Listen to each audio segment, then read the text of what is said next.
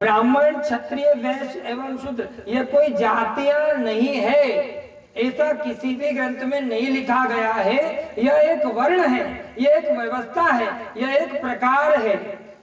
हम बार बार कह रहे हैं कि ब्राह्मण मतलब कि जन्म से जो जन्मित होता है, चाहे वो ब्राह्मण के घर में हो, क्षत्रिय के घर में हो, वैश्य के घर में हो, शूद्र के घर में हो, एक आम लोक आचरण की भाषा में आपको समझाने के लिए कह रहे हैं कि किसी भी धर्म में कोई भी जब संतान जन्म लेती है तो वह शूद्र होती है। शूद्र माने उसे किसी चीज का ज्ञान ना हो, उसे अच्छा बुरा पता ना हो, उसे साफ सफाई पता ना हो। अब आपने बच्चा देखा होगा, बच्चा आपको कहता है का सोच इत्यादि के लिए जब जन्म लेता है बहुत छोटा बच्चा, उसे जहां जिस अवस्था में होता है वो वहां पर ही सोच इत्यादि कर देता है, तो उसे शूद्र के प्रकार में रखा गया है। उससे ऊपर बढ़कर के जब बच्चा बड़ा हो, शिक्षित होता है एवं ज्ञान अध्यात्म धर्म के प्रति आगे बढ़ता है, प्रत्येक प्रकार के कर्म कांडों को सीखता है, तो उसे एक ब्राह्मण की उपाधि प्राप्त होती है।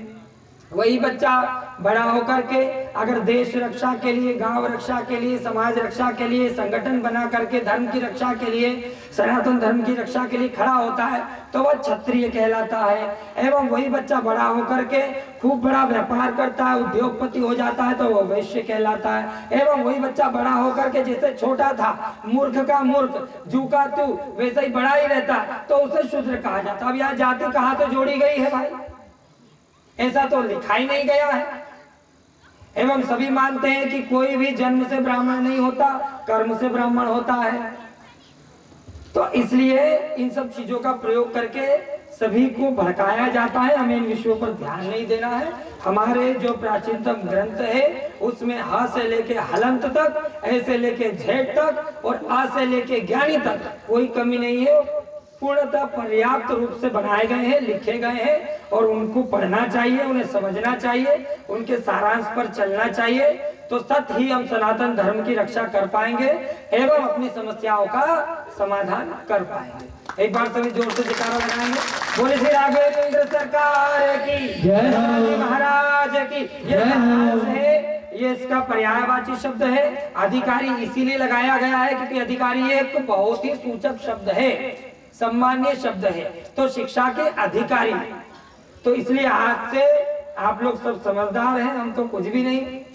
आपको हमने बता दिया है तो आगे इसका अवलोकन आप और अच्छे से करें और इसको बदलने की भी आवश्यकता नहीं है, क्योंकि हमें प्रत्येक बार पर्यायवाची शब्द को उठाना पड़ता है, पर्यायवाची शब्द को सीखना पड़ता है। क्योंकि पहले के जो ऋषिमन गुणी एवं ज्ञानी संत थे वह हमारी तरीके से अंग्रेजी नहीं बोलते थे, वह भौतिक विज्ञान की तरह अंग्रेजी का प्रयोग नहीं करते थे। लेकिन अंग्रेजों ने उन्हीं की संप्रदाय को, भाषा को डेवलप कर अंग्रेजी भाषा का निर्माण किया है। क्योंकि आज से हजारों वर्ष पहले ही भगवान श्री राम जी के पुत्रों का नाम लव एवं कुश हो गया था और आजकल वो लव का अलग सिस्टम अंग्रेजी बताया जाता है। लव बताते हैं या नहीं बताते? तो ऐसे बहुत सारी चीजें हैं जो सनातन से ही निकाली गई है एवं सनातन से ही। हम तो ये कह रहे हैं चाहे अंग्रेज हो, फॉरेन हो, चाहे यूक्रेन हो या जो भी हो, सब सनातन से जन्मे हैं एवं सनातन में विलीन हो जाएंगे। इस धरा को छोड़कर जाने के तीन ही प्रकार है, या तो शरीर को जला दो, या दफना दो, या फिर बहा दो। इसके अलावा तीसरा कोई ऑप्शन है क्या? कुल मिलाकर तीनों में ही शरीर को नष्ट किया जाता है और ये सनातन से चला आ रहा है। पहले भी जो अच्छे साधु तपस्वी संत होते थे वह कहते थे कि हमें जलाना मत, हमें बहा देना, ताकि उसमें पानी में रहने वाले जीव जंतु हमें भोजन करके अपना पेट भर ले, ताकि कोई पाप और बच गया हो तो वह भी दूर हो जाए। तो उस समय भी बहाया जाता था। कई संतों को उनके मानने वाले होते थे तो वो कहते थे ये सिद्ध है, इनको जलाएंगे नहीं, इनको दफना देंगे, इनको समाधिस्थ कर देंगे ताकि इनकी स्मृति बनी रहे। तो पहले भी दफनाया माने समाधि करना, पर्यायवाची है नहीं है क्या? तो पहले भी समाधिस्थ किया जाता था, पहले भी जलाया जाता था, अभी बाद में तो उसे बांटा गया। तो ये हमें अपने अध्यात्म सनातन से कुछ प्रकार के लोग जो अर्थ ज्ञानी है, जो अर्थ का अर्थ नहीं निकालते, सीधा अनर्थ निकाल देते हैं।